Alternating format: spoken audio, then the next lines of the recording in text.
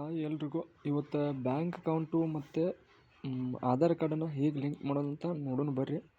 ಅದಕ್ಕೆ NPCI ಅಂತಾರೆ. ನೀವು ಯಾವುದಾದ್ರೂ ಒಂದು ವೆಬ್ ಬ್ರೌಸರ್ನಲ್ಲಿ ಹೋಗಿ NPCI ಅಂತ ಸರ್ಚ್ ಮಾಡಬೇಕು.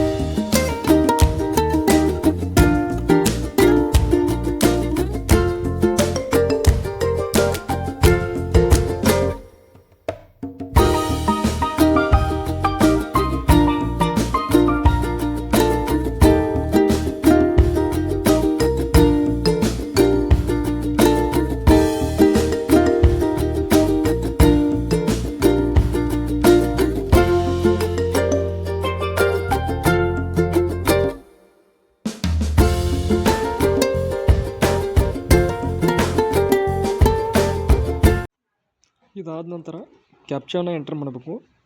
ಕ್ಯಾಪ್ಚಾನ ಎಂಟರ್ ಮಾಡಿದ ತಕ್ಷಣ ಸಬ್ಮಿಟ್ ಕೊಟ್ಟ ತಕ್ಷಣ ನಿಮ್ಮ ಆಧಾರ್ ಕಾರ್ಡ್ನಲ್ಲಿ ಇರುವಂಥ ನಂಬರಿಗೆ ಒಂದು OTP ಹೋಗುತ್ತೆ. OTP ಹಾಕಿ ಸಬ್ಮಿಟ್ ಕೊಟ್ಟರೆ NPCI ಆಗುತ್ತೆ.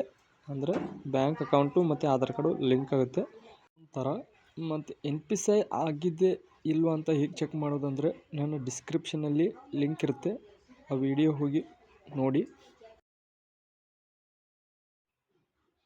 ಇದನ್ನು ನೀವು ಸೆಷನ್ ಎಕ್ಸ್ಪೈರಿ ಟೈಮ್ ಇನ್ನು 7 ನಿಮಿಷ 8 ನಿಮಿಷ ಕೊಟ್ಟಿರ್ತಾರೆ, ಅದರೊಳಗೆ ನೀವು ಮುಗಿಸ್ಬೇಕು.